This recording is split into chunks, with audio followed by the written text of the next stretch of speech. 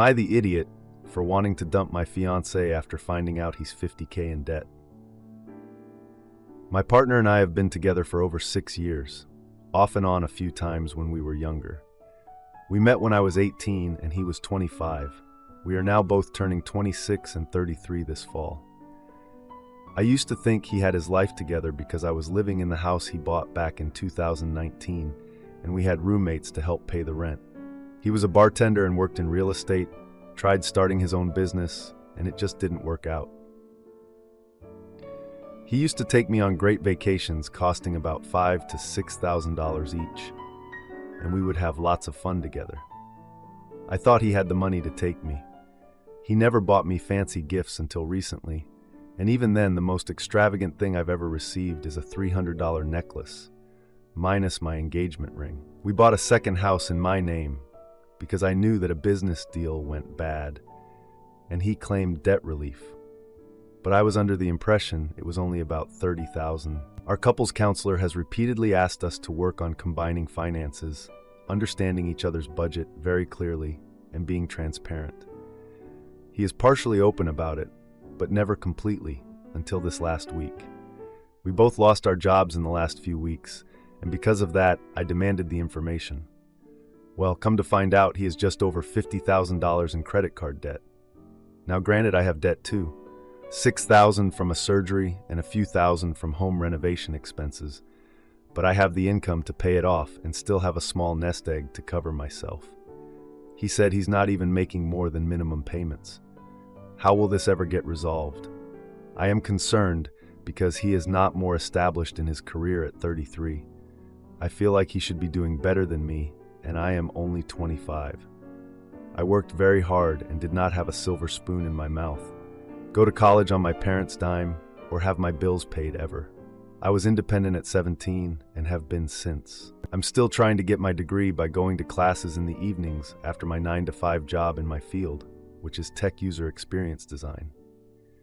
To add to this, his own parents went bankrupt a few times in their lives, and his dad spent his entire trust fund before he even got to college, which ruined his family.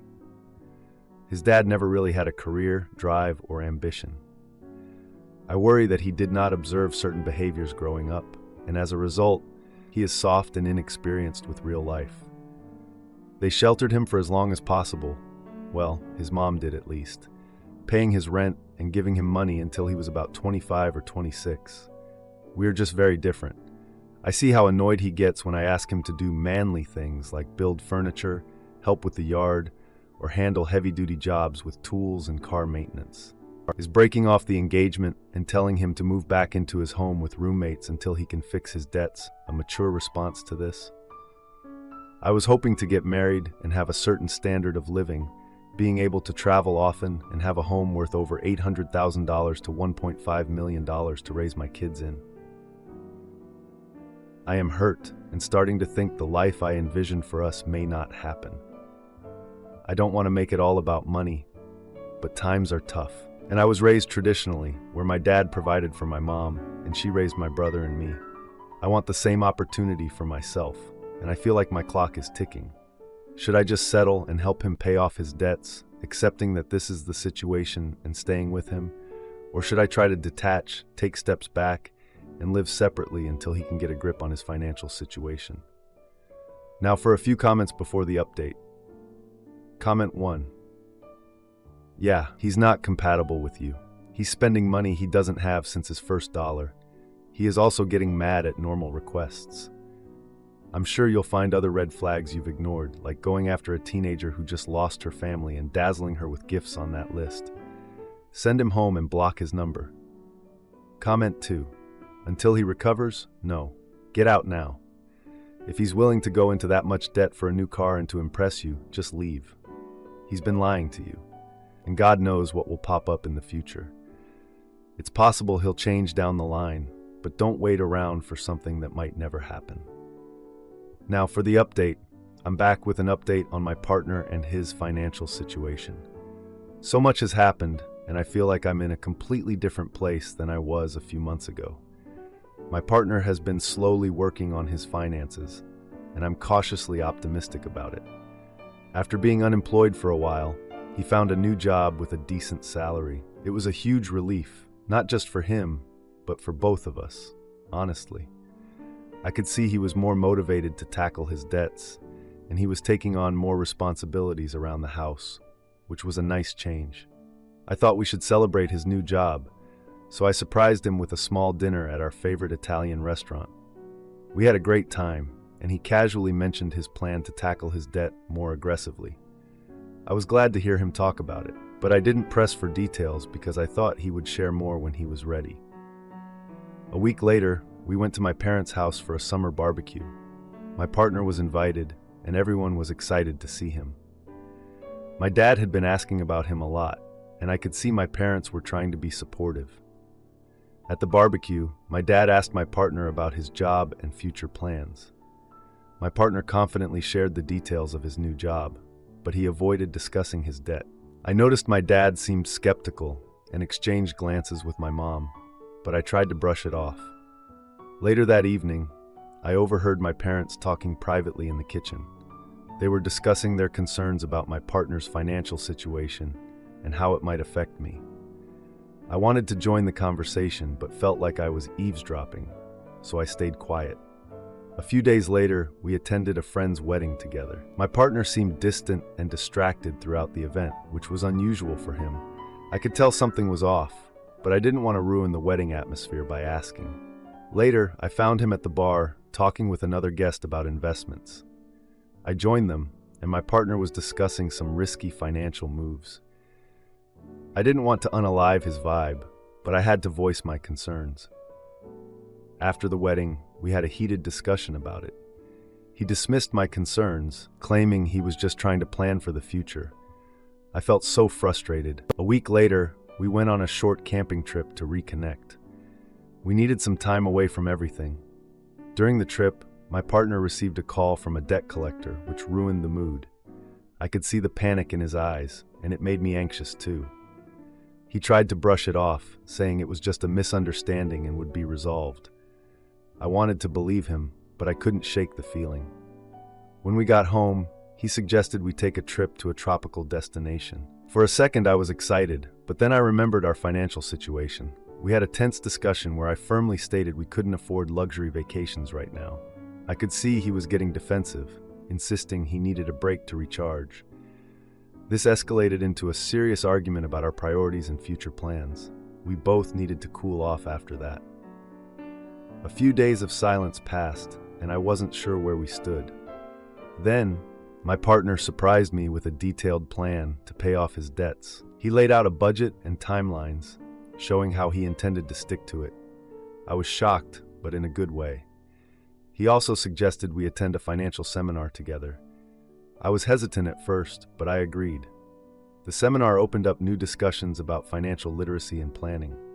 I realized how little I knew about certain things, and it was eye-opening for both of us. A month later, we celebrated my partner's first debt payment milestone.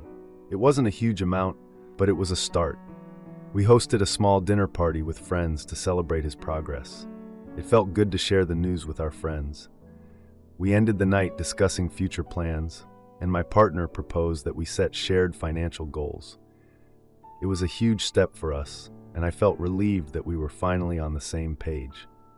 I'm still trying to figure out what all of this means for us, but I can see that my partner is committed to improving his financial situation.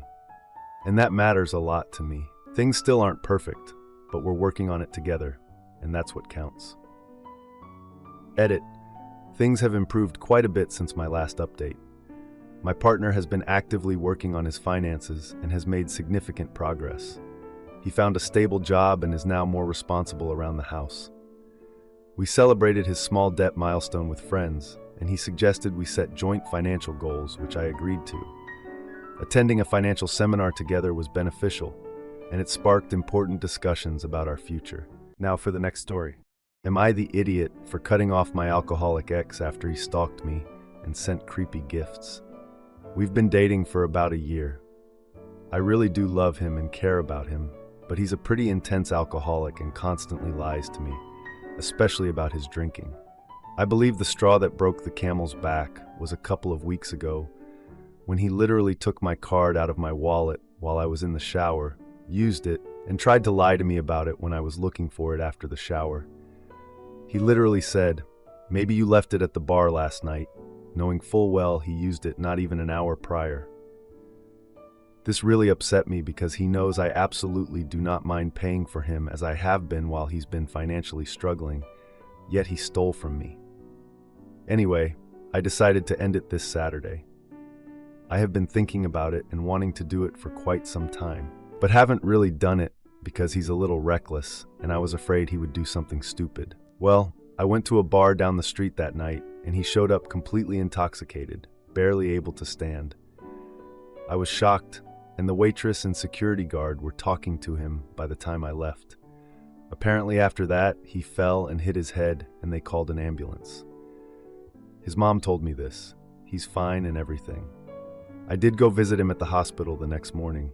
Apparently the doctor said he's never seen alcohol levels this high before. His mom was in tears and everyone is really pushing for him to get help, including myself. But I made it clear that we are no longer in a relationship, that this is something he needs to do for himself and separate from me. He's been going through bouts of binge calling me since then, texting me. I didn't answer most, but I did answer a few calls because I felt bad, and I'm worried. He keeps making promises of getting better, keeps asking to come over for cuddles and things, and every time we talk, he'll say he loves me and tries to force me to say it back. I kind of put my foot down when we talked earlier at noon, so I haven't heard from him since. I just feel so bad. I wish he wasn't hurting so much. I don't want him to do something foolish and risk losing his job. He just got promoted but had to go to night shift for it. I'm very worried about him, but I've been feeling trapped in the relationship and I can't do it any longer. I'm not really sure what advice I'm asking for. To add, thanks to everyone who responded. Sorry I didn't reply to anyone. This is a bit tough for me. It's unanimous that I should go no contact with him. I won't block him because in my state there needs to be evidence, like something needs to happen to be able to get a restraining order. I did completely stop responding. To those who predicted he'll just show up at my apartment, well, he did this morning when I was getting ready for work. He was sober though, thank God. I didn't let him in, gave him his stuff back so he has no excuse to come back, and told him once again it's over and to leave me alone, and if he does it again, I will call the police. I just bought a Ring camera off Amazon and it should arrive later today. I signed my lease not too long ago, so I have a year on it.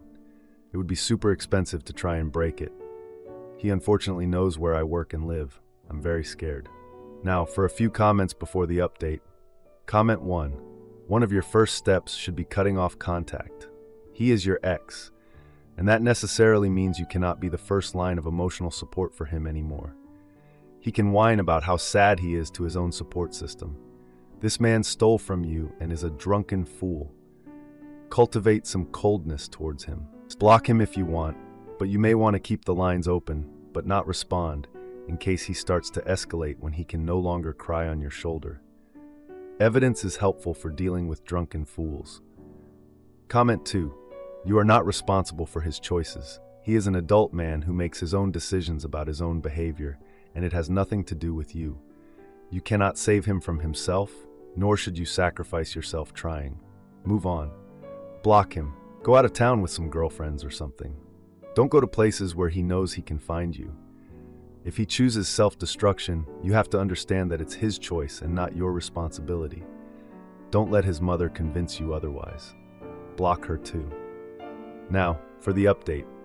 2 weeks after that whole mess, I guess I'm getting used to being on my own. It's a weird vibe, not being in constant chaos. I mean, don't get me wrong, I still feel like I'm on high alert all the time, but not dealing with my ex every day is a relief. My friends have been great too, just checking in on me and making sure I'm all right. Honestly, I don't think I'd be doing as well if it wasn't for them. I've been trying to focus on work and just getting back to some kind of normal. And by normal, I mean not feeling super stressed every second of the day. I stopped responding to my ex's calls and texts. At first I felt bad about it, like maybe he was really trying to get help or something. But then I realized, no. He was just trying to get me back, and I wasn't having any of it. A week ago, he sent me this long text saying he was in a support group and that he really wanted to get better. I didn't even read the whole thing, just skimmed it and moved on with my day. Work was busy, and I had other stuff to deal with. One morning, I found this note slipped under my door. It was from my ex, and it was asking to talk, like in person. He said he wanted to apologize for everything. Just reading that made me feel uneasy. But I locked my door and didn't think much about it. I didn't tell anyone about the note either. I didn't want to freak anyone out or make a big deal of something that maybe wasn't a big deal. Then, like a few days later, I noticed a strange car parked outside my apartment. It was just sitting there for hours. It was there a couple more times throughout the week, and that's when I started getting a little worried. I took a picture of the license plate just in case, but I didn't think much else of it. Last week, I was getting groceries and ran into my ex at the store. He approached me while I was in the checkout line and started chatting like we were old pals. He looked sober and tried to engage me in some small talk, asking about work and random stuff. I just calmly told him to leave me alone. He got all defensive, saying I didn't understand him and that he was making real changes. I didn't want a scene in the store or anything, so I just quickly left and got out of there. The next day, I thought it was time to switch things up. I had been going to that same grocery store for a while, and maybe it was time for a change. So I tried a different one. While I was shopping, I bumped into my friend Sarah. I hadn't seen her in a while, so it was nice to catch up. She invited me to a small gathering at her house that weekend, and I was all in for that. At the gathering, I noticed my ex's friend was there. He brought up my ex, saying he was struggling but was trying to get better. This made me uncomfortable because I didn't want to talk about him. I brushed it off and changed the subject. The following week, I got a text from my ex's friend about a party he was having. He said my ex would be there and that I should come. I didn't want to go anywhere near him, so I declined the invitation. Later that week, I got an unexpected package at my door. It was a bottle of wine and a note from my ex saying he missed me. The note was all sappy, but I didn't even read it all. I just threw the bottle away. The next day, I saw that same strange car parked outside again. This time, I called a friend to keep me company for a bit. My friend noticed how weird the situation was. We decided to go out for dinner to get our minds off stuff. As we were leaving the restaurant, we spotted my ex outside. He approached us, looking all disheveled and desperate. He tried to plead his case, saying he had changed and that I should give him another chance. I firmly told him to leave us alone or I would call someone. He stepped back, looking shocked. The following week, I got a call from my landlord about my ex. She mentioned he had been seen around the building multiple times and that she was concerned. I started documenting everything, just in case I needed it later. I also contacted a locksmith to discuss changing my locks. I didn't want to take any chances. Thank you for reading. To answer a few questions, my ex's friend didn't know how bad things were between us. When he mentioned the party, he thought I would be okay with it since he believed my ex was improving. I didn't feel comfortable mentioning the strange car to my friend when she visited. It seemed minor at the time. I haven't shown any of my friends the note or the text from my ex because I didn't want them to worry unnecessarily. After the grocery store incident, I considered changing my shopping habits to stay safe. Now I'm focusing on getting my locks changed.